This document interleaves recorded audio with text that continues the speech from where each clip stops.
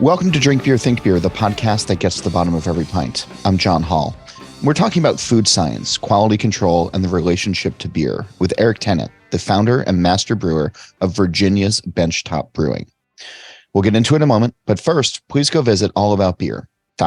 And there you can find original articles, reviews, news, insights, and podcasts. You can listen to shows like Beer Travelers, Brewer to Brewer, and the All About Beer podcast simply by searching All About Beer wherever you listen to shows. This show and all of the work we do, it's supported by you. Please go visit patreon.com/allaboutbeer, where you can help keep the content fresh. A few bucks goes a long way to fund writers, photographers, creators, and editors. And there's even a pro tier subscription for professional breweries and brewing industry companies. If you'd like to learn more about advertising on the show, please email info@allaboutbeer.com. Occasionally, beer gets sent to the home office here. And on the afternoons when the schedule is clear and I'm in the mood for some refreshment, I open a few and let my mind wander. A recent box from Benchtop Brewing in Virginia got my taste buds and mind working overtime in the best possible way. So I asked Eric Tennant, the founder of the brewery, to come on the show. He's a native of North Carolina and an NC State alumni with a bachelor's degree in food science.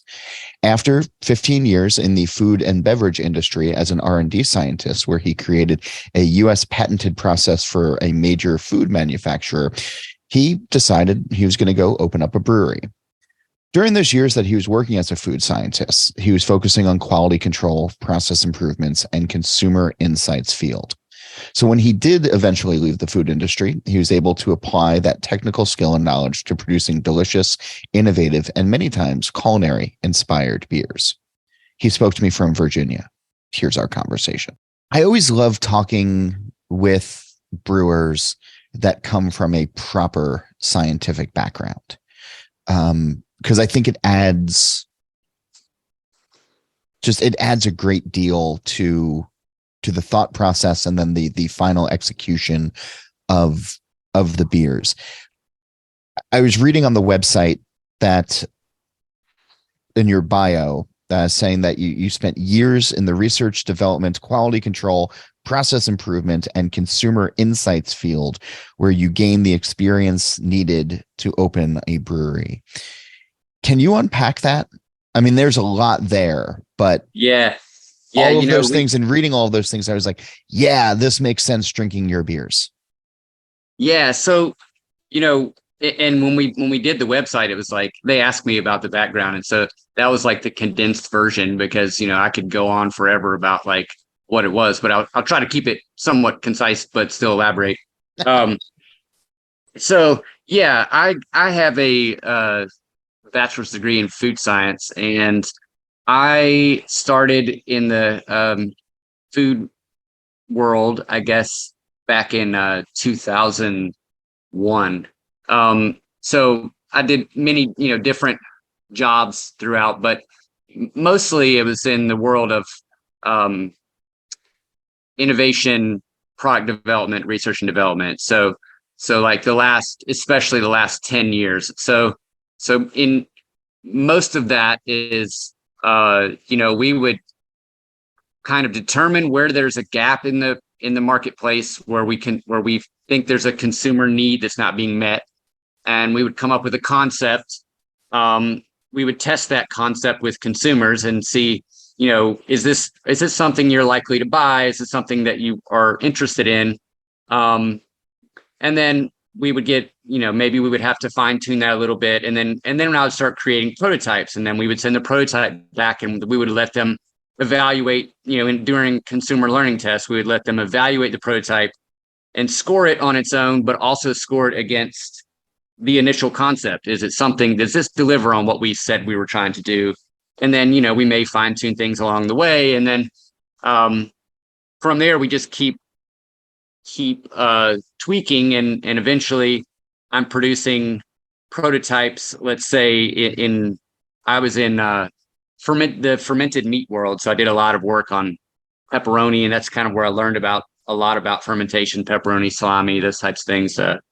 So we would then develop, say, a 50-pound test batch, and we would evaluate with business development and marketing and whatnot. And then take it back to the consumers and have them evaluate it. And then eventually I would go out and scale it up to 10, 20,000 pound batches at one of our manufacturing plants. And, it would be distributed all over the country or world. And so when I went to look into opening the brewery, it was like, back in 2009, I started brewing in my garage, and I realized immediately that it was the same thing, just a different medium. So I had bought all these textbooks and really like geeked out on it. And so I was thinking, well, I mean, me scaling up from my 7-gallon homebrew batches to 7-barrel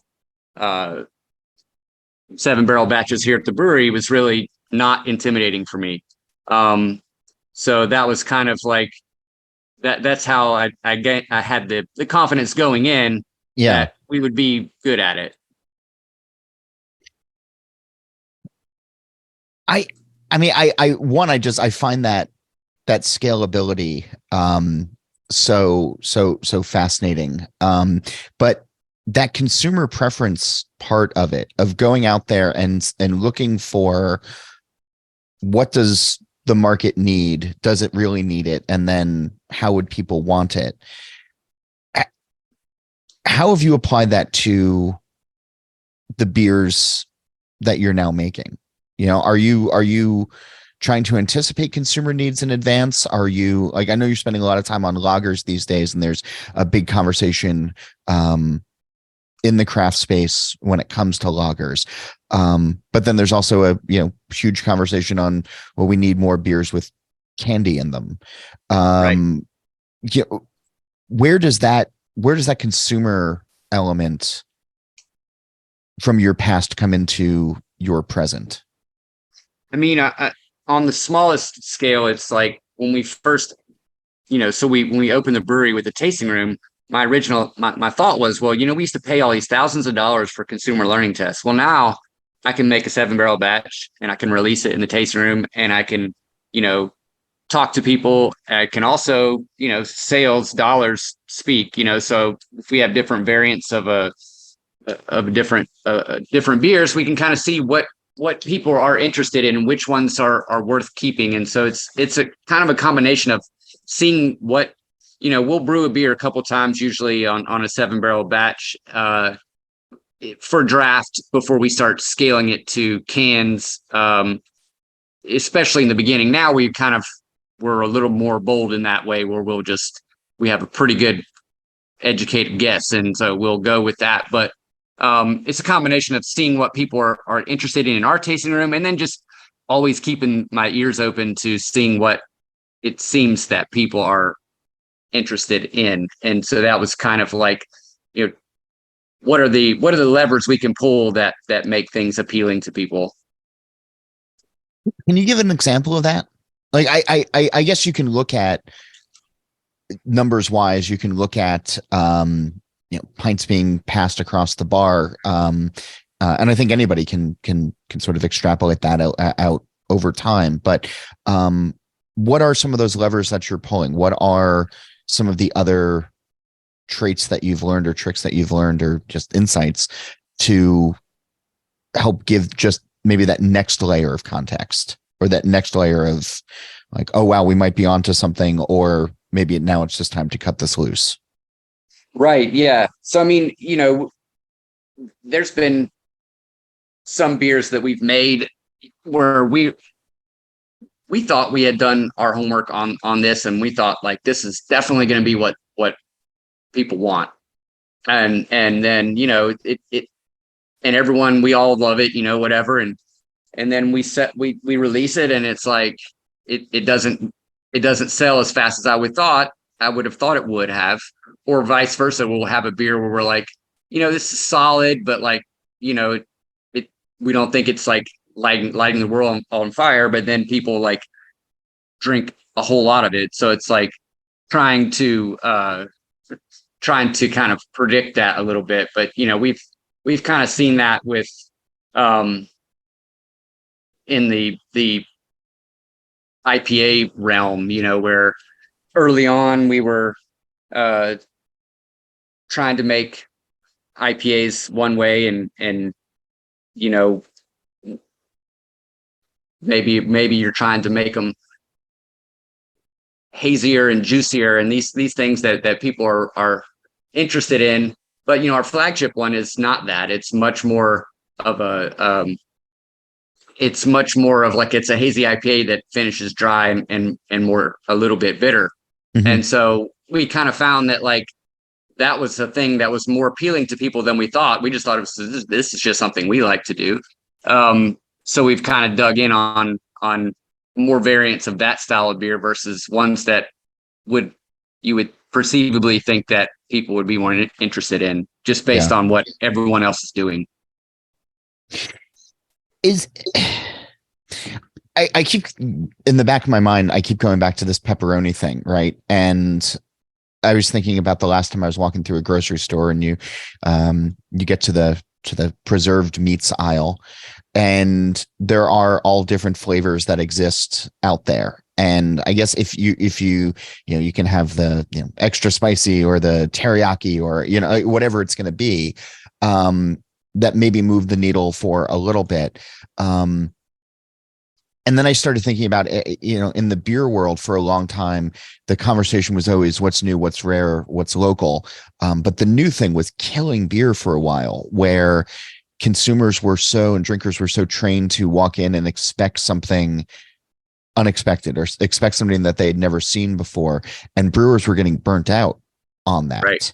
From the food science background, from the psychology background of that, or the conditioning people to be looking out for something new and shiny versus the reliable classic that they'll probably go back to at some point. How did you find ways of managing those two lanes? Yeah, I mean, does that make sense? Yeah, I think so. I mean, especially when everything kind of shut down, for COVID, and that really amped up the pressure for people to innovate. And it's like for that summer, I think or even for like 9 months. I mean, we made, it was always a new beer. Like every week it was something brand new. I don't mean it was the most new beers we'd ever done, because it was this seeming pressure that's what people were looking for, this new exciting thing, and trying to manage that. But like you said, that will certainly burn you out to keep trying to do that when, I mean, how many times can you reinvent something that's quite similar? So, now I think it's like we've kind of realized that if we have, we don't need so many of those new beers. We need people to know that they can come here and they can get our flagship IPA and they can get our flagship Pilsner, on the side pull. And those things are always going to be there. So they'll come in and, they'll ask, what's new this week? And they might try, they'll try a glass of that, but then they're going to have 3 glasses of lager in a mug. So it's like, we've kind of found that, like, let's keep those new offerings to a smaller percentage of what we have, and try to appeal to more people's like comfort zone beers, if you will. Yeah. And that, do you find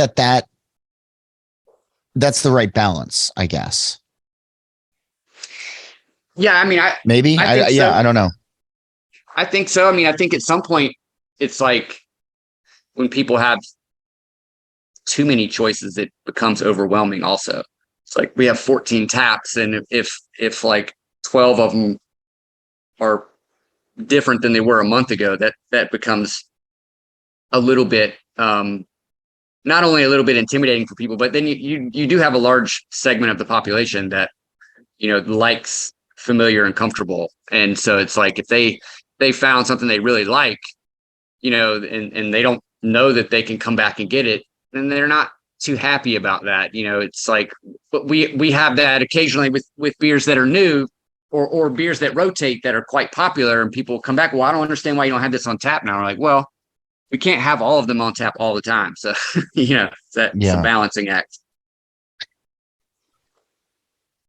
When you were thinking about food items to bring to the market, where were you looking for inspiration flavor wise? What was driving a lot of those conversations, and and then I'll sort of bring that back to beer. Yeah, I mean, usually you'd see like you'd see the high end restaurants oftentimes was like is where something is vetted out, like where this new innovative uh food or way of food preparation is starting, but it's not mainstream yet. It's just, on a much higher level. And then it sort of trickles its way down, so we would be looking there. We'd be looking for these people that are innovating flavors on that level. And then eventually that gets kind of, by the time it gets to a much like more mainstream thing, usually it's been diluted to some degree, just because once you have someone manufacturing a lot of anything, they're looking for like, how can I make something that less people dislike rather than more people really like, if that makes any sense. Like Yeah.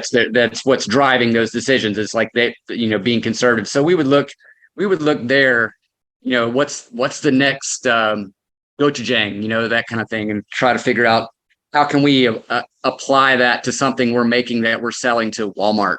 So it's like that in the beer world, we're still, I'll still like to look at it more in the world of like sour beers. I think is where it's more applicable, where we'll look at like new new trends, new flavor combinations, and then maybe we can play off of that a little bit. I mean, it's a little more cut and dry in the world of lager, but Yeah. But don't you when you're thinking about, culinary beers, right? Aren't you now that high-end restaurant, that creative outlet? Like you have that ability to be on that side of not necessarily looking for, the trends maybe but now you can be the innovation center. Is that fair?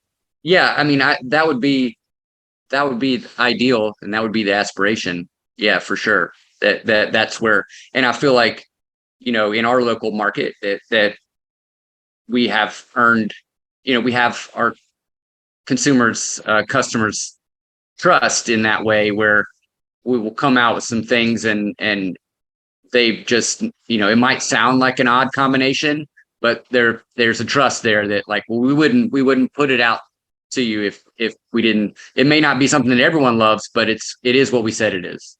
Yeah. What's a good example of that? Um, we do a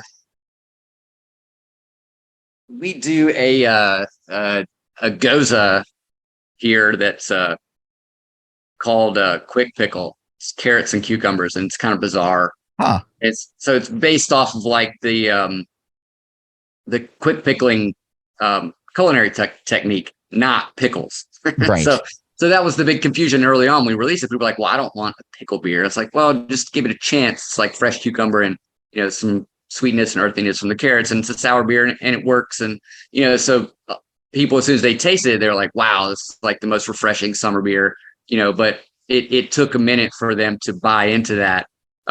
Similarly with like, we've done some different things with our lager program, where, we kind of took the idea of like the kvass, bread beer and applied that to the world of like a bready malty lager, where we're actually using bread from a local bakery and putting it in the mash tun, and kind of really trying to develop that, that most extreme, like toasty, crusty bread flavor in a Helles type beer.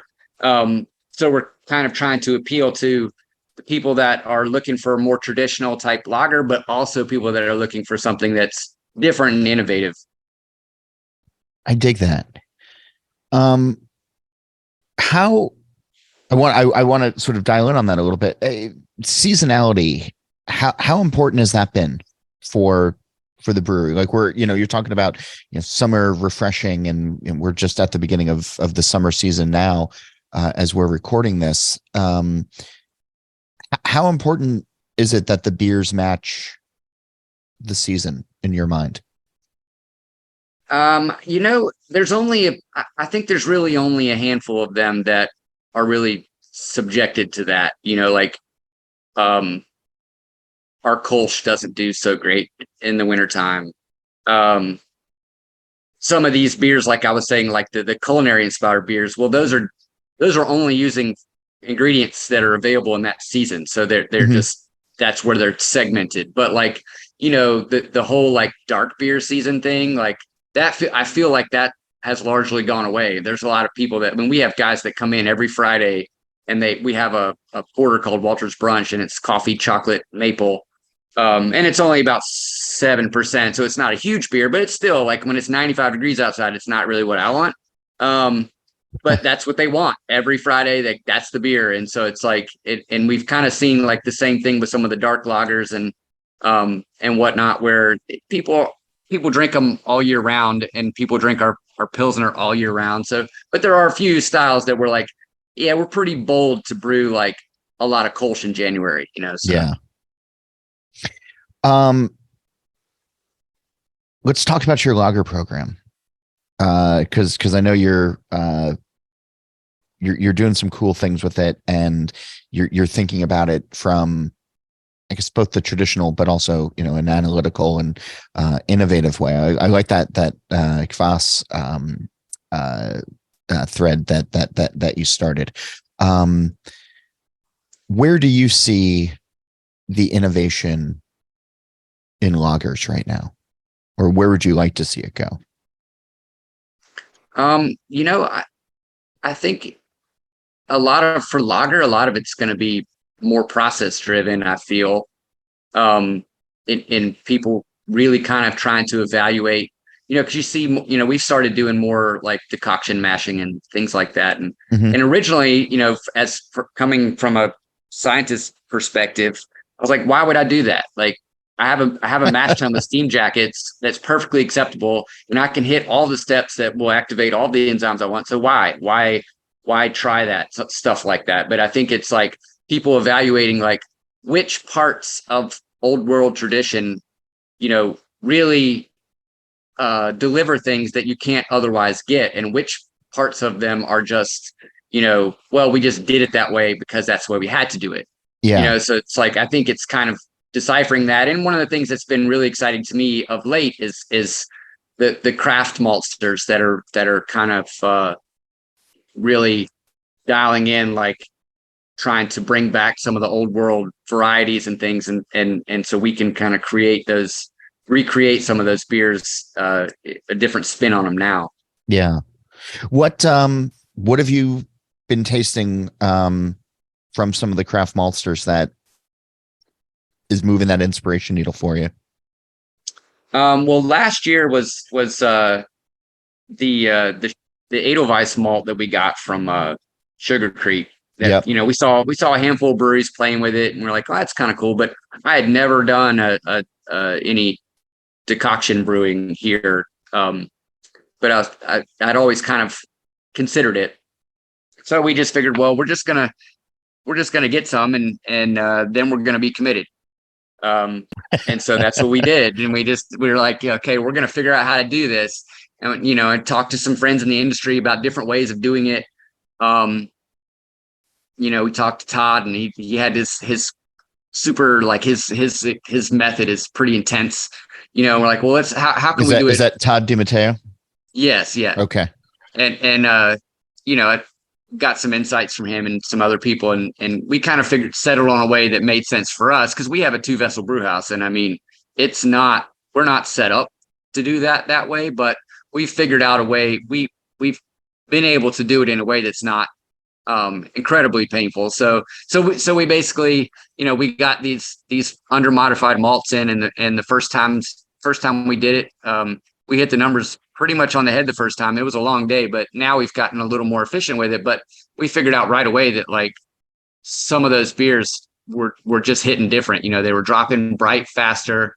They had a crispness to them that I wasn't expecting. I was expecting more of like, the flavor development from the boiling. I was expecting that to be present, but I wasn't expecting on the super light beers to I feel like it made them even a little more refreshing. Huh. Because you're paying attention to this, what was consumer response like? Well, so that was the thing is, and as I promised originally, I talked to my brewers, and I was like, look, we're going to vet this out. We'll see if we want to see if this is worth the squeeze, for us. And if it is, then eventually we'll have to invest in a mash mixer and do some other things. But with the first batch we did, we sold more, even with our flagship lager being on at the same time.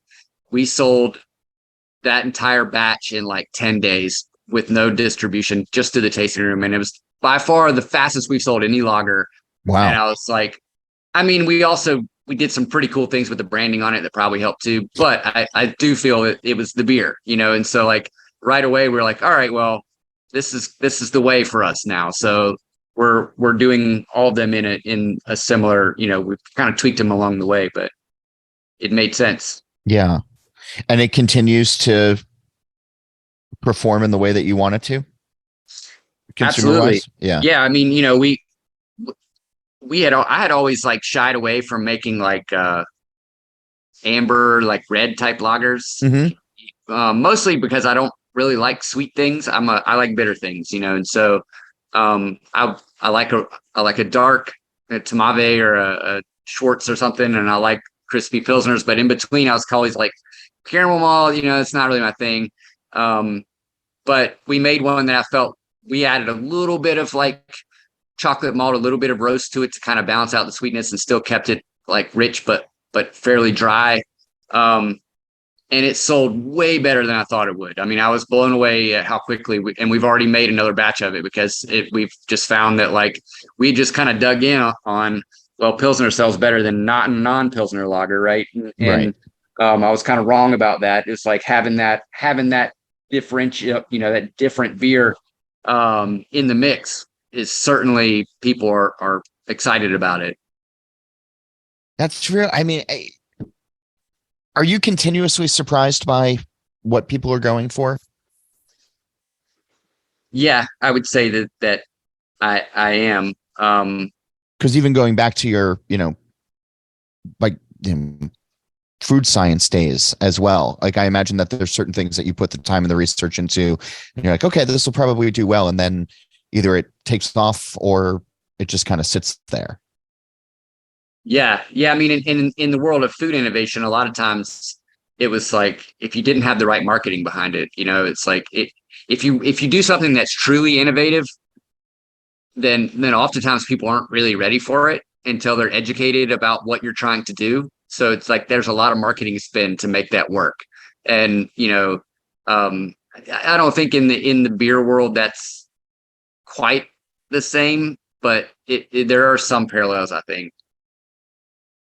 Well, when you were talking about the Edelweiss, and you're doing, you're putting a beer out there, and you said you did some marketing behind it, and then it sold really well. What was the marketing? Because this is something that I think folks who are using craft malt have struggled with a little bit, and that craft in general still needs to step up its education game to get that excitement built around knowledge, and then follow through in taste. So going back to that beer, then what were those marketing initiatives? What were those ways of getting people into it so that it sold as much as it did in that 10-day period? I think for starters, it was we came out with a whole new like label concept that draws off of like our Lucre Tower, and we had a local artist do that, and it turned out fantastic. And so like the look of it was just different, and so in the package form, that I know that helped. Also, there's something to be said for telling the story of the malt and the process, and like, hey, this is only available in the tasting room. And that's not something we normally do anymore, so it's like when we say that, and then I think then people are like, oh, well, I better, this is going to be gone. It's that kind of thing that they're going to miss out on it. So I think that that's part of it. I mean, I don't know how much, because we've gotten to the point, it's like now if we release a few beers in a week and we release an IPA and I'm like, yeah, I'm on social media. This is the IPA with, Citra and Galaxy and, there's a couple words about it or whatever. And then it's like a novel about this process and this passion and nuance for these lagers. And I don't know how much people are really reading the whole thing or if they become deaf to it after a while. But I think some of those things do help. Just creating a story that's unique to the product. Yeah. And I mean, that also helps with, but you also, I guess to back up, getting that information out there, this can't be pages and pages and pages of reading material, right? I mean, I'm thinking again, like walking through the grocery store where there's something that says new on it or bolder flavor or some sort of like generic term that like brings me in and that maybe I'll have, a couple of seconds to read label copy, but that's enough to sort of get somebody over the hump to make that purchase decision. And I wonder if, oftentimes it's, and I'm probably guilty of this, of you want to talk to somebody about craft malt for an hour and a half, but they have maybe 15 seconds of time. Is that accurate? Is that like a fair time frame of making an impression as quickly as possible? In the packaged format, yeah, yeah, for sure. I mean, it's like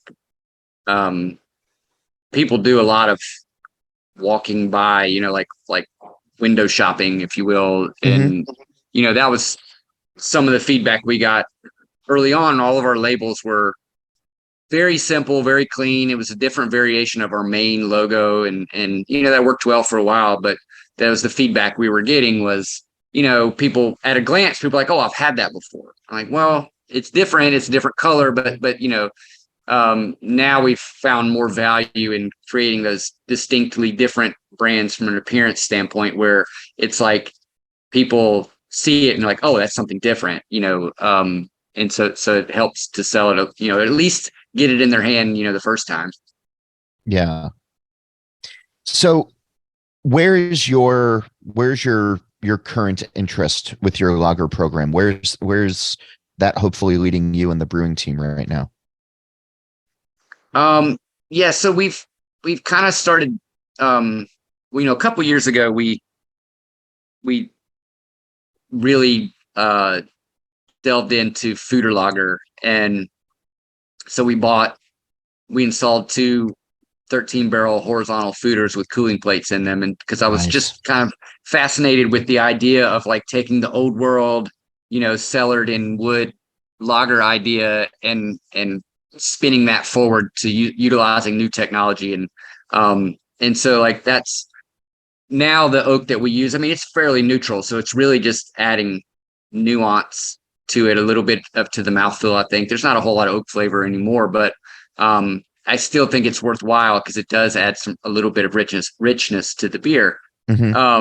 But in the past 6 months, we've been, so we've had a tank dedicated, a 14-barrel, 15-barrel fermenter dedicated to just every 2 weeks making a lager that's going into one of these foeders. And, so it's about 8 weeks of tank time for every one of them. But in the past, 6 months or so that we've been delving into, like now we also have dedicated a 7-barrel tank that is going to get single and double decoctions and it's going to see all stainless.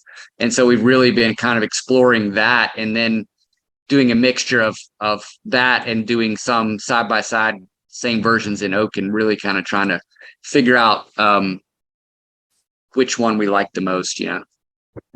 All right. So, because I mean, ultimately that comes down to preference, right? Of which one you're going to like over one version or the other. But from your analytical brain and from your past, like what are, like, how do you evaluate that process? Like, how do you start, when you have these two side by side, ultimately deciding which is the, quote unquote, better of the two? Yeah, I mean, I think if it's just a matter of sensory, you know, then it can be fairly, um, hopefully, it can be fairly objective if if you do that the right way. But if you're also looking at like efficiency and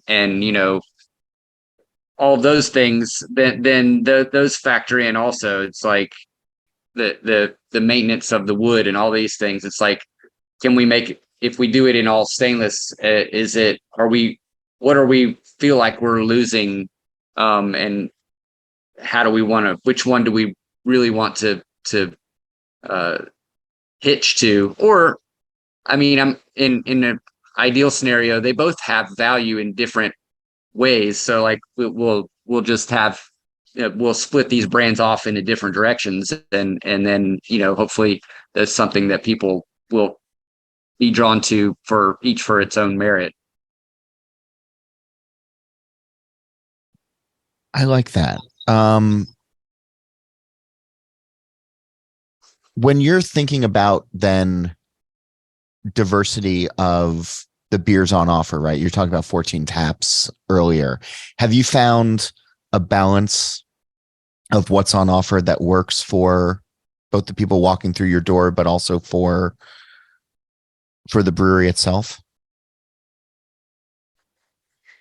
Yeah, yeah. I mean, I think, like I was saying earlier, we've kind of switched a little bit in that, trying to find a little more structure in that rotation of beers where we found that, like, the West Coast IPAs become much more popular, and even like we do like a hoppy red beer that's been quite popular. So it's like having a little more structure and saying, all right, well, we're going to have, if of this category of beer, we're going to have at least one of these on tap all the time. The same thing with, like, so we have, like, if we divide out our taps into forts, that we're kind of like intentionally rotating similar styles through these groups of taps, rather than just you know making what we think at the time we can sell the most of the fastest, but just kind of trying to uh, guide people in a direction of, like, these are the kind of base styles that we're trying to push, or not even trying to push, but just trying to you know fill the need of people, people's desire to, like, for example, in the West Coast spirits, like, we that was something we did kind of periodically, and now we found, like, man, if we have one of these on draft all the time, we can sell quite a bit of it. So it's like, let's keep doing that. Yes, let's also, yes, we need more West Coast in general as well, though. Uh, can I ask you about how, based on your background, you approach quality in the brew house and in the final product? Yeah, I mean, you know from the quality perspective, it's like one of the things um that I was trained on quite a bit was looking for things like root cause analysis, and looking for things, that paying attention to details, I guess, on the simplest uh form. So, like, really really paying attention to the details of every step of the process, and making sure that things are done in the most, you want to be innovative, but consistency is the king of what meeting people's expectations. So it's like, um I'm extremely rigid on you know the amount of data that's measured from fermentation, and that, like, so, like, our IPA, um we have to harvest the yeast on the same day in the process every time, and it has to be within this range of gravity, and it all these things have to be done in a way that it's so it's the same every time. And so, No like, to me, deviations. that's, Yeah. yeah, so to me, that's like hugely important. Whereas some places might say, well, it's Sunday, do we really want to, harvest yeast and dry hop this beer? It could wait till Monday. I mean, could it? Yeah. Would it negatively affect the beer? Probably not.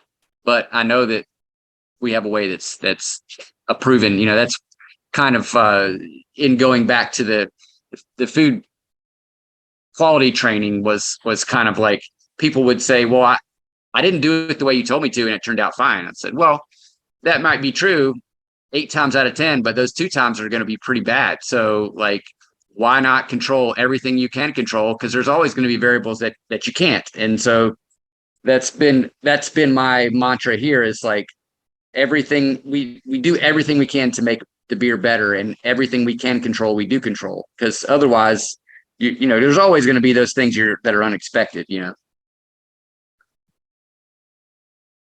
I wish more brewers were talking about their processes, their commitment to it in the way that you just did. And I know that there are a lot out there, but I wish that there were more. And it certainly shows in, you were nice enough to send a box of beer up, and I've been making my way through it and enjoying it. And it comes through. What you just said comes through in your beers. So hope people are listening and paying attention. Yeah, I appreciate that. And I think that's one of the things that early on, that made a difference for us, is that, when I was not only, being a brewer and being an owner, decision maker, that, you have a different level of, being vested in the product, and just from a innovation and perspective and quality perspective, it's just like, why do it if you're not going to do it the best that you possibly can? Like, otherwise I could just do something else, Yeah. Being mindful of your time, I wanted to ask you the green door question of, on the show, I've been asking folks for quite a while now.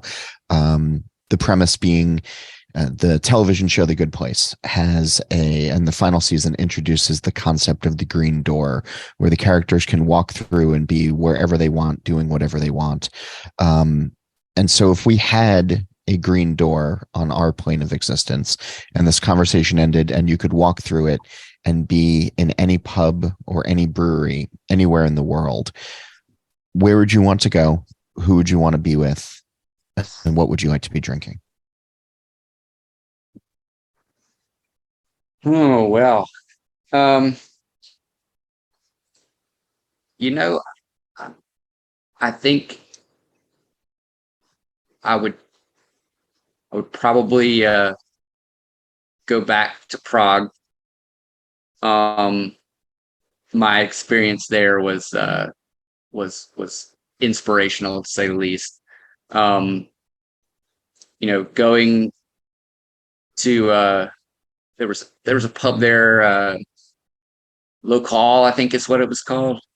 Oh, sure, yeah. And it was phenomenal. And I believe they were, that was I believe that was a Pilsner Raquel house. But we also really enjoyed the Bud Bar houses. But that we happened to be there in, October. It's either October, November. But there's one month where they served the unfiltered, unpasteurized version of it. Okay. Everywhere for a month. So if I could go, I would be sitting there enjoying a couple of pints of that for sure. Because that's kind of a transcendent thing for me. I like that. Is that something you think you could recreate at the brewery over time? At your brewery? I mean, I hope so. Am I giving you ideas now? Is this yeah. Well, when we created our Richmond space, we kind of tried to use some of that inspiration where we put the liquor tower in, and we kind of tried to do that. But honestly, like, I don't think I could be in a business that I own and it be my green door, because someone's going to eventually ask me to do something. So that's Eric, thanks for taking the time this week, and thanks for the beers, and they were a real pleasure to drink, and just I love hearing about the approach of the brewery, and I hope we can clink glasses in person at some point soon. Cool. Yeah. Thanks a lot, man. I appreciate it. Make sure you get to Benchtop next time you're in Virginia, or check them out online or on social media. What's on your mind beer-wise? Email me. It's John Hall, that's JOHNHOLL at allaboutbeer.com. Or you can tell me on Twitter at John_Hall. That's also how you can get in touch with questions, comments, and guest suggestions. A reminder, go visit allaboutbeer.com, where you can check out the podcast page, the merch page, and can read about great new content, as well as all of our archives going back to 1979. Don't forget, you can follow All About Beer on social media as well, at All About Beer. And if you're interested in supporting journalism in the beer space, you can email us at info@allaboutbeer.com or go to patreon.com/allaboutbeer. One more time, don't forget, All About Beer has a podcast channel now. Search and subscribe on your podcast platform of choice. Steal This Beer still has new episodes every Monday, and the BYO Nano podcast comes out on the 15th of every month. As for this show, Nate Schweber does the music, Jeff Quinn designed our logo, and I'm John Hall.